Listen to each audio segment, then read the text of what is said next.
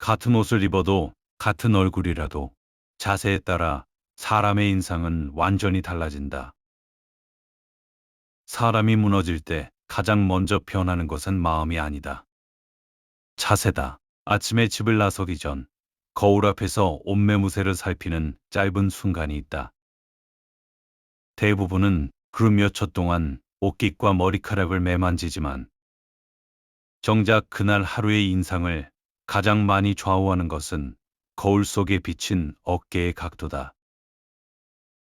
좋은 옷을 입고도 어깨가 처져 있으면 그 옷은 제 역할을 다 하지 못한다. 반대로 평범한 옷을 입어도 등이 곧으면 그 옷마저 조금 다르게 보인다. 발표를 앞두고 무대 뒤에 서 있는 사람도 마찬가지다. 등이 이미 굽어 있다면 그 발표는 시작하기도 전에 절반은 다르게 읽힌다.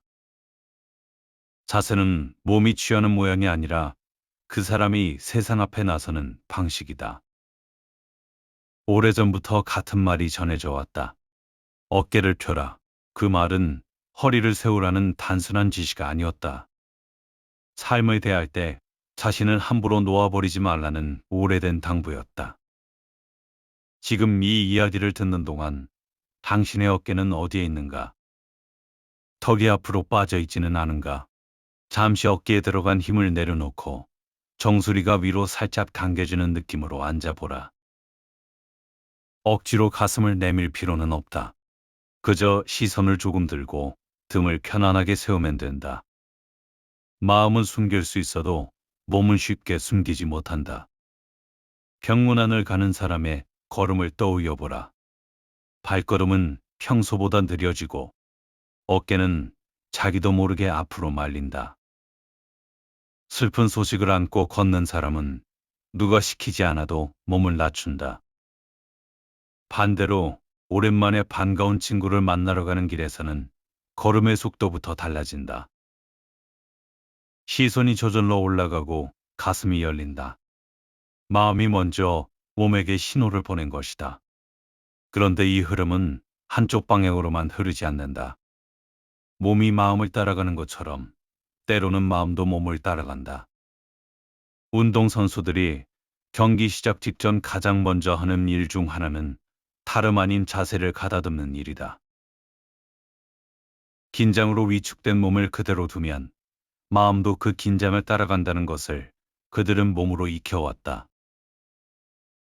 그래서 등을 펴고 숨을 고르는 그 짧은 순간은 경기를 준비하는 것이자 동시에 마음을 준비하는 일이기도 하다.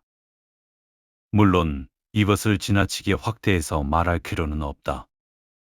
어깨를 편다고 슬픔이 사라지는 것은 아니다.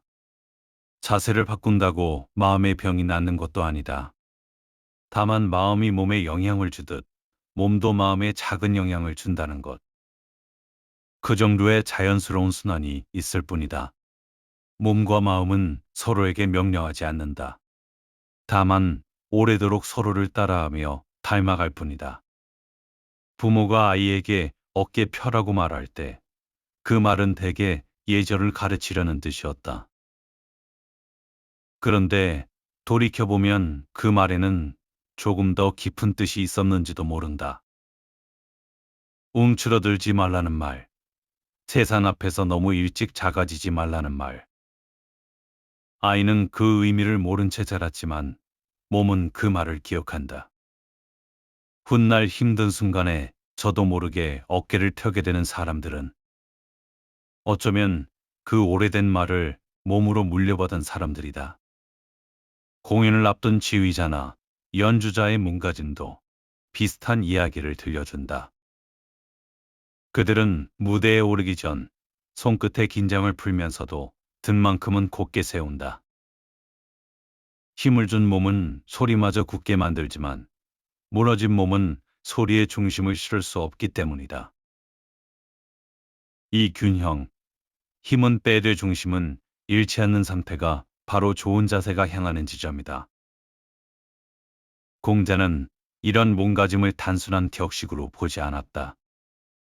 그는 예를 이야기하며 앉고 서는 방식과 손을 드는 위치까지 마음가짐이 겉으로 드러나는 통로로 여겼다. 몸을 함부로 두지 않는 사람은 마음도 아무렇게나 놓아두지 않는 사람일 때가 많다.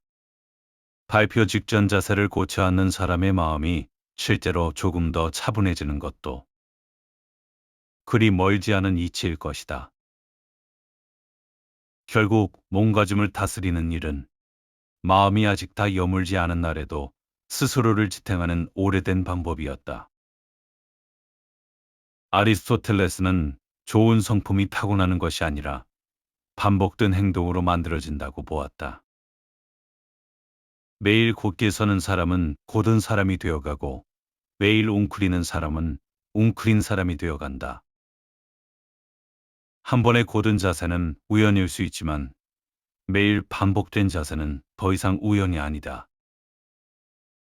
몸이 매번 같은 신호를 보내면 그 신호는 결국 그 사람의 기본값이 된다. 사람은 하루를 반복해서 사는 것이 아니라 태도를 반복해서 자신을 빚어가는 존재다. 여기서 분명히 해두어야 할 것이 있다. 좋은 자세는 군인처럼 가슴을 내밀고 힘을 두는 자세가 아니다. 당당함과 거만함은 다르다. 고등과 긴장도 다르다. 힘을 준 몸은 오래 버티지 못하고 긴장은 시간이 지나면 반드시 티가 난다. 진짜 고든 자세는 힘을 뺀 상태에서 그럼에도 중심이 흔들리지 않는 상태다. 어깨는 내려가 있고 목은 편안하며 시선만 살짝 들려 있는 상태. 그것이 편안하면서도 흔들리지 않는 인상을 준다. 스토아 철학자들은 우리가 통제할 수 있는 것과 통제할 수 없는 것을 구분하라고 말했다. 면접 결과나 발표에 대한 평가는 내 뜻대로 되지 않지만 그 방에 들어서는 순간 내가 어떤 태도로 서 있을지는 언제나 나의 몫이다. 무너질 이유가 넘치는 하루에도 몸의 태도만큼은 스스로 정할 수 있다는 것. 그것이 그들이 끝까지 붙잡았던 자유였다. 세상은 내 뜻대로 되지 않아도 오늘 내가 서 있는 방식만큼은 여전히 내 몫으로 남아있다. 명상하는 이들이 등을 곧게 세우는 이유도 여기서 멀지 않다. 몸이 무너져 있으면 마음이 쉽게 흩어진다. 등을 세우는 일은 위험을 보이기 위해서가 아니라 마음이 흩어지지 않도록 몸으로 중심을 잡아주는 일에 가깝다.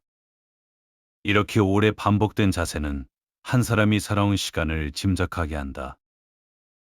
나이가 들수록 얼굴은 표정 관리로 어느 정도 다듬어지지만 자세는 오랜 습관이라 쉽게 꾸며지지 않는다.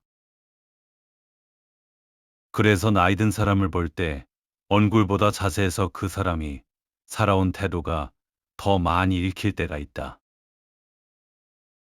오랫동안 자신의 중심을 지키려 애쓴 사람과 오랜 시간 자신을 낮추도록 강요받은 사람은 걷는 모습에서부터 다르게 느껴진다.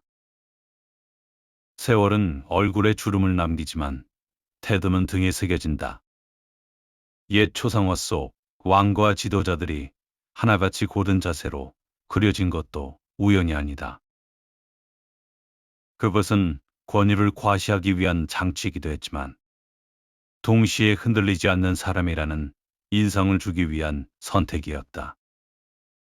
실제로 그 자리에 어울리는 사람인가와는 별개로 곧은 몸은 안정감을 전하는 오래된 언어였다. 혼자 있을 때의 자세도 생각해 볼 만하다. 누군가는 사람들 앞에서만 어깨를 펴고 혼자가 되는 순간 다시 몸을 웅크린다. 그런 자세는 오래가지 못한다. 꾸며낸 태도는 유지하는 데 힘이 들기 때문이다. 반대로 아무도 보지 않을 때도 곧은 사람이 있다. 그런 사람의 자세는 꾸밈이 아니라 습관이기 때문에 사람들 앞에서도 힘들이지 않고 그대로 이어진다. 결국 사람들 앞에서의 분위기는 혼자 있는 시간에 이미 결정되어 있는 경우가 많다. 아무도 보지 않는 순간에 몸가짐이야말로 그 사람의 가장 정직한 얼굴이다. 물론 자세 하나로 사람의 인격이나 사정을 함부로 단정할 수는 없다. 몸이 굽어 있다고 해서 그 사람의 삶 전체가 위축되어 있다고 말할 수는 없다. 자세는 그날의 태도를 짐작하게 하는 단서일 뿐 사람을 판단하는 잣대가 되어서는 안 된다. 관계 안에서도 자세는 조용히 작동한다. 몸을 낮추는 배려와 자신을 낮추는 비굴함은 다르다. 상대를 존중하기 위해 잠시 몸을 숙이는 것과 자신을 지키지 못한 채 늘 몸을 낮추고 사는 것은 전혀 다른 태도다. 좋은 자세란 상대를 존중하면서도 자신의 중심을 잃지 않는 상태다. 그것은 남에게 잘 보이기 위한 연출이 아니라 나와 상대를 동시에 존중하는 방식에 가깝다. 자신을 지키지 못하는 배려는 결국 오래가지 못한다. 누군가의 이야기를 들어주는 순간에도 자세는 조용히 관여한다. 몸을 상대 쪽으로 살짝 기울이고 시선을 맞추면 사람 앞에서는 하고 싶은 말이 조금 더 편하게 나온다. 반대로 팔짱을 끼고 몸을 뒤로 젖힌 채 듣는 사람 앞에서는 이야기를 하다가도 스스로 말을 줄이게 된다.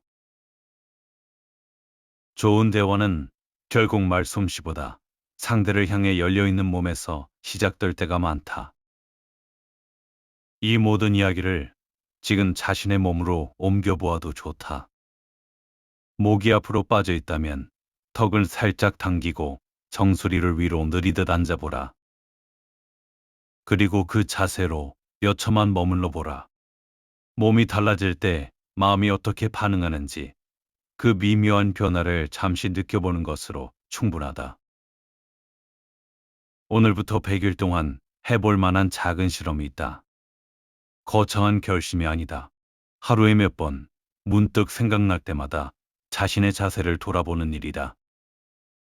어깨에 힘이 들어가 있지 않은지, 턱이 앞으로 밀려 있지 않은지, 시선이 바닥을 향하고 있지는 않은지 살피는 정도면 충분하다. 이것은 누군가에게 잘 보이기 위한 훈련이 아니다. 삶 앞에서 스스로 움츠러들지 않겠다는 신호를 자기 자신에게 보내는 일에 가깝다. 100일 동안 인생을 바꾸려 하지 마라. 그저 오늘 하루의 자세를 한 번 더 돌아보는 것부터 시작해보라. 그 하루가 쌓이면 어느새 100일이 되어 있을 것이다. 100일 뒤에 인생이 극적으로 바뀐다고 말할 수는 없다. 다만 그 시간을 지나는 동안 몸을 대하는 태도와 스스로를 바라보는 마음이 조금씩 달라질 것이다. 그 정도의 변화면 충분하다. 몸을 함부로 두지 않는 사람은 언젠가 자기 자신도 함부로 대하지 않게 된다. 자세는 결국 몸의 모양이 아니라 삶이 세상을 대하는 방식이다. 결국 어깨를 편다는 것은 강한 척하는 일이 아니다. 상처가 없었던 척하는 일도 아니다. 그것은 삶 앞에서 자신을 완전히 놓아버리지 않겠다는 아주 조용한 다짐이다. 사람은 살아가는 동안 수없이 고개를 숙입니다. 실패 앞에서도, 이별 앞에서도, 삶이 버거운 날에도. 하지만 중요한 것은 한 번도 숙이지 않는 사람이 아니라 다시 고개를 드는 사람입니다. 그래서 오래전부터 사람들은 같은 말을 남겼는지도 모릅니다. 어깨를 펴십시오. 그것은 강해지라는 말이 아닙니다. 상처를 숨기라는 말도 아닙니다. 삶이 아무리 우리를 숙이려 해도 끝내 자신만큼은 놓지 말라는 말이었는지도 모릅니다.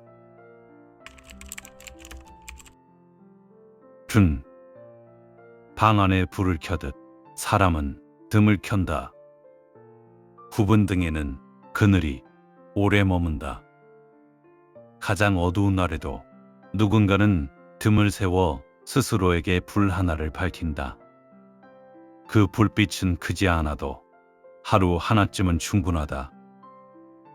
말없이 서 있는 등 하나, 때로는 내일을 밝힌다.